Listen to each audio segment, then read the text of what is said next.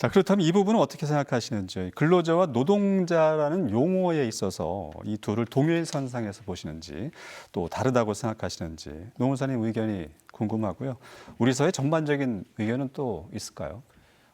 근로라는 말하고 노동이라는 말은 일단은 한자 뜻이 조금 다르죠. 다르죠. 예, 근로라는 말은 근면할 근자, 뭐 부지런할 근자를 쓰고 일할 노자를 쓰고 있고요. 네. 노동이라는 말은 일할 노자, 그다음에 뭐 움직일 동자를 쓰고 있어서 노동이라는 말 자체가 근로라는 말에 비해서 좀 더 적극적이고 능동적인 의미를 띠고 있다라고 네.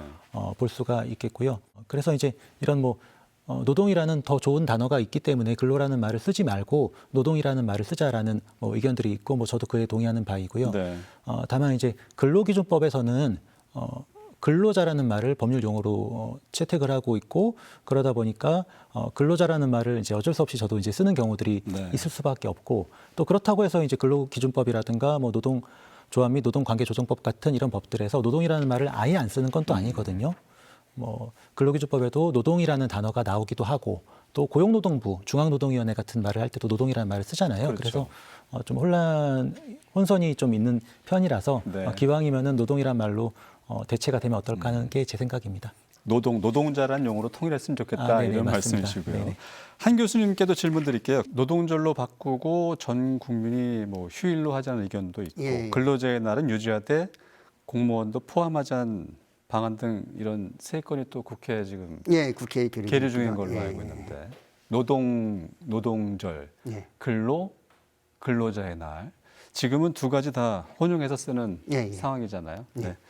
자, 오늘날 우리는 삶을 영위하기 위해서 노동과 뗄래야 뗄 수 없는 관계에 놓여 있습니다. 혹자는 노동을 사람과 세상을 연결해주는 수단이라고 표현하고 있는데요. 우리가 노동이란 단어를 접했을 때 어떤 이미지를 떠올리고 있을지에 대해서도 얘기를 나눠볼까 합니다. 교수님이 보셨을 때는 어떻습니까? 남북한이 이제 대립돼 있지 않습니까? 네. 예, 그렇다 보니까 이제 북한이 노동당이 있고요. 그다음에 이제 1950년대 세계적인 좌우 이데올로기 대립 속에서 미소 진영 논리에 의거해 가지고요. 노동이 사회주의의 전유물처럼 이제 여겨졌기 때문에 노동이라는 말에 대해서 굉장히 부정적 인식을 갖고 있는 것이 사실입니다. 네. 이러한 조사에 대해서 간략하게 말씀드리면요. 2023년에 경남 청소년 노동인권 네트워크와 창원시 비정규직 노동자 지원센터가 조사한 바에 따르면 12가지 직업별로 노동자 인지 현황을 조사한 결과가 있습니다. 여기에 따르면 노동자라고 인지한 비율은 건설 일용직, 플랫폼 노동자, 대기업 생산직, 중소기업 사무직 순으로 나타나고 있고요.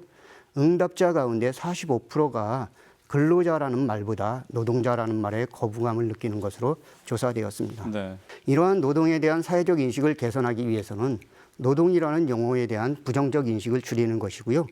이를 위해서는 노동법에 대한 교육이 이루어져야 한다라고 말씀을 드리고 싶습니다. 네.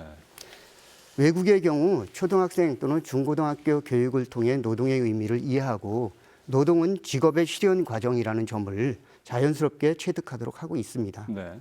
프랑스의 경우에는 초등학생용 교과서에 노동자와 파업에 대한 내용은 물론 모든 사람은 노동할 권리가 있다라는 세계 인권선언 제23조에 대해서 상세히 규정하고 있습니다. 네. 또한 영국 역시 2002년부터 노동교육을 초등학교에서는 선택으로 중고등학교에서는 의무로 시행하고 있습니다. 독일과 스웨덴은 교과서보다 현장 중심의 노동교육을 통해서 학생들이 일터를 경험하고 눈높이에 맞춰 진로를 선택하게 함으로써 자연스럽게 노동에 대해 공부할 수 있도록 하고 있습니다. 그렇군요. 예.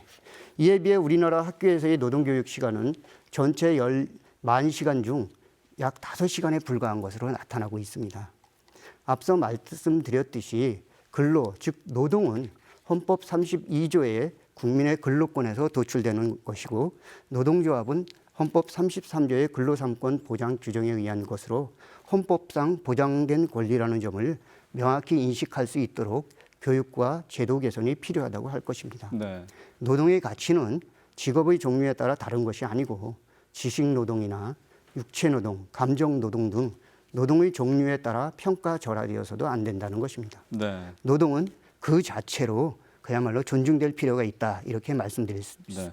있습니다. 노동에 대한 인식 교육이 절실하다는 것을 외국의 사례를 통해서도 볼 수가 있네요. 예. 네. 그러면 노무사님 생각은 어떠신지요? 네, 교수님이 말씀하신 것처럼 노동이라는 말이 이념적으로 좀 받아들여질 면도 있고 네. 또 노동하면은 어떤 힘든 일을 하는 사람, 노동자 하면은 그다음에 노동하면 육체 노동 이렇게 떠올리는 경향들이 과거에 좀 있었던 것 같은데요. 네. 그리고 또 뭐 그런 과정에서 예를 들자면은 뭐 제빵사라든가 미용사에게는 뭐 파티시에라든가 헤어 디자이너 같은 이런 외래어를 사용해 갖고 좀 노동자보다는 뭐 자유로운 전문가 뭐 이렇게 이제 보려는 시선이 있었던 것 같아요, 과거에는.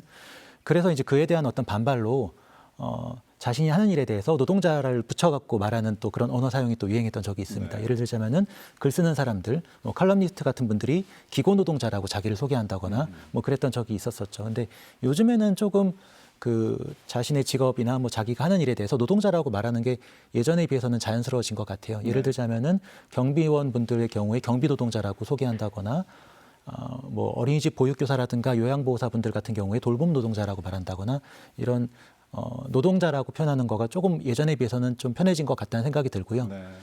참고로 제가 유튜브에서 어떤 스님이 말씀하시는 걸 들었는데 스님들은 목탁 노동자라고 하는 그 그래요? 우스갯소리를 듣고 되게 재밌었던 적이 있었습니다. 네.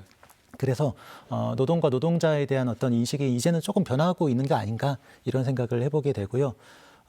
또 작년 가을에 그 뉴진스 그 아이돌 뉴진스 있잖아요. 뉴진스 팬들이 뉴진스의 한이라는 멤버가 직장 내 괴롭힘을 당했다라고 고용노동부에 민원을 제기했던 적이 있거든요. 네. 그런데 뭐 아시다시피 직장 내 괴롭힘법 직장 내 괴롭힘법은 근로기준법상 노동자에게 적용되는 법이거든요. 그래서 이 아이돌 그 팬들이 아이돌에 대해서 근로기준법상 근로자 노동자라고 전제하고 이렇게 민원을 제기하는 것도 되게 굉장히 좀 재밌고 신선한 현상이었던 것 같습니다. 네.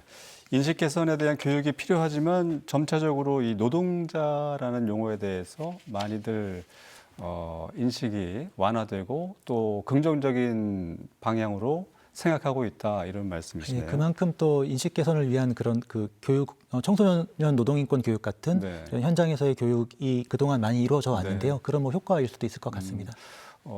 저나 그 전 세대보다는 현재 젊은 세대 어린 친구들 사이에선 노동이란 또 노동자에 대한 그 표현이 훨씬 더 가깝게 그리고 이질적이지 않게 다가오는 것 같아요. 말씀 네, 들어보니까. 그런 것 같습니다. 네. 네.